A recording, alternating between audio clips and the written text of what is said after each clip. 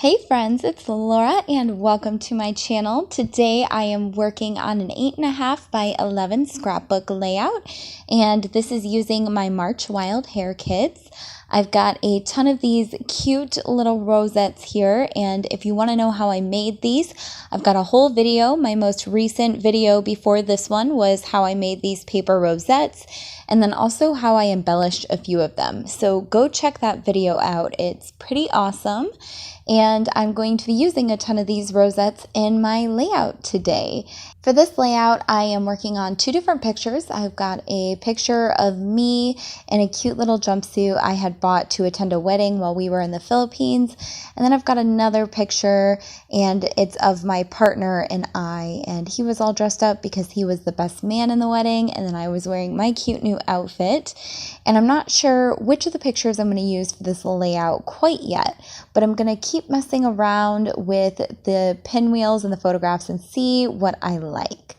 So I've got an assortment of the pinwheels that I think I like, and I'm going to go ahead and stick with this, but I wanted to create some really fun kind of splatters around my rosettes there.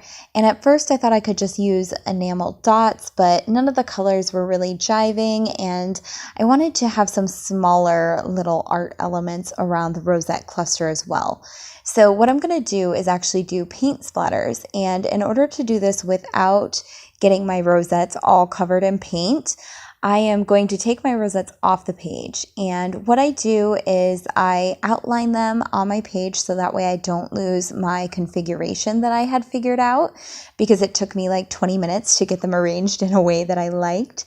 And I am numbering the back of each rosette and the circle on the page. That way, when I'm done with all this mixed media and I go to put my rosettes back, I can just kind of do like a match the numbers and lay them down where they belong.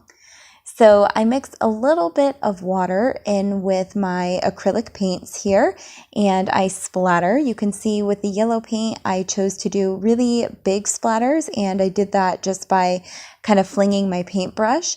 And then for the pink acrylic paint, I'm creating these really small, a lot more intense clusters of paint splatters. And I do that by running my fingers across the bristles instead of just flinging the paintbrush as a whole. I'm just flinging the bristles, and that creates a lot more of a messy look, and I like the variation there between the big yellow ones and then the really messy all over the place pink splatters. I let it dry, and then I start putting my rosettes back on my page. And to get them down, what I'm going to end up doing is using hot glue. And it's the only thing I could really think of that would create a permanent bond with all the texture that I have going on these rosettes here. So I'm going to use hot glue to put my rosettes down on the page. And before I do that, I have to use an eraser and erase the outlines that I had penciled in as my guidelines for where to put my rosettes back. So I use my eraser, my hot glue gun, get everything put down. And then when I do start embellishing this page, you will see that I also have to use hot glue on the back of most of my stickers and embellishments that go on top of these paper rosettes as well, because there's just so much texture and dimension to them that there's not a whole lot of flat surface area for embellishments to stick to. Now I'm going to start laying down different stickers, and I've got this gorgeous gold floral element here, and that is from a Jen Hadfield sticker pack. And you could see earlier in the video where I kind of fussy cut those out a little bit to get rid of the cream border that was around them. That way they'll look good on the white cardstock that I have. So I'm going to lay those around my cluster of paper rosettes there, and some of the floral stickers I do cut in half, and that gives me a little bit more bang for my buck where I can divide some of the bigger clusters up and put them in a couple of different spots. I add some photo corners to my photo there, And now I am going to start embellishing. I'm so excited. I've got so many embellishments to use on my desk. I am using my March Wild Hare kits for this layout mostly, but I'm also going to pull in a few elements from my January and February Wild Hare kits as well. And that is because I have a little bit left over from those kits, and I just want to make sure that I'm using everything up. And the colors go so well together from all of the different collections that I've received from my Wild Hare kits. So I think Allison can definitely tell what my style is. She runs the Wild Hare kits, and I have been on the design team now for 6 or more months. And so she knows I love all the florals and all the pink stuff. So every time I get a kit in the mail, it usually works really well with the previous kits that I've gotten from her, because even though they're different collections and different manufacturers, they still have a pretty common theme there with pink and floral, because that is what I always ask for. I am now creating a title with some thickers from a previous Wild Hare kit, and I just love how far these kits go. I feel like I'm pretty productive each month. Like, I make quite a few layouts, and I still have stuff left over to bring me into future months as well. So that's an awesome feeling to know that your product will last you longer than 1 month, and you can carry it in to mix with your newer kits that come if you order another kit. Or another great thing about the Wild Hare kits is that it's only a 1 at a time order. So you don't have to subscribe. You don't have to sign up for 6 months or a year. You can try it out for 1 month, just order 1 kit. And then if you decide the next month or 2 weeks later or 2 months later that you really loved it and you want another one, you can go ahead and buy another kit. So that's a really awesome thing that they do, and it means you don't have to worry about breaking a subscription or signing up or when that's going to get drawn from your account, or if you haven't had time to use your last kit before the new one comes. It's just a you order it when you want it thing, and I think that works so well when you are a paper crafter, because our free time comes and goes. Like 1 month we might be creating a ton of stuff, and then another month we might be short on free time and we're only creating a few things, and then we have a ton of stuff left over and we're not quite ready to receive another kit yet.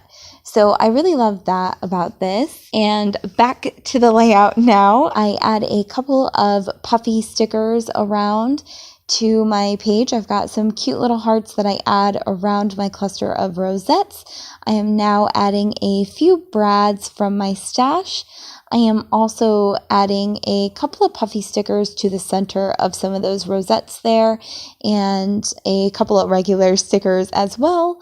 And I'm going to add a few of these really gorgeous yellow mustardy color rhinestones across my page. I just love these because they add a little bit of bling to your page, and I am all about the sparkle. So I wanted to create a border for this page because I know that when I work on the other photo that goes with this one, the one with my partner and I, where I'm wearing the same outfit, I want to create another spread that's 8.5 by 11 that will go next to this one in the album, but I want to do a border around that page with a patterned paper. So I knew that I needed to create some kind of border on this page so that it kind of stood on its own and didn't get drowned out by the next layout that I'm going to create for this spread. So I use my pen and I just doodle a border around the edge of my paper there. And then I add some hand-drawn journaling to the bottom corner. I felt like it was a little dark heavy down in that corner. So I added a little bit of black journaling up to the top where I put my thicker title. And you can see in the close-ups here, I've lost the period to the exclamation point in my title. There's only a few places it could be. It has to be somewhere like on my desk or right around my desk. So I'm not worried about it right now. If I clean off my desk and I cannot find the bottom of that exclamation point, I can just take it off. But I wasn't going to let that part missing keep me from showing you the close-ups of this layout because I think it's so pretty and I love how it turned turned out, and I hope it inspires you to get creative, make some gorgeous layouts. I hope you've enjoyed seeing how this layout came together. Please give this video a thumbs up, leave me a comment down below, and let me know what you think, and subscribe to my channel so you don't miss any of the fun projects that I share each month. I will link my Crafty e-courses down below if you want to learn my favorite tips and techniques for practicing self-love while documenting your stories. And I will also link the Wild Hare kits down below if you want to check them out and order yourself a kit. I will catch you guys in the next video. Bye! Thanks for watching.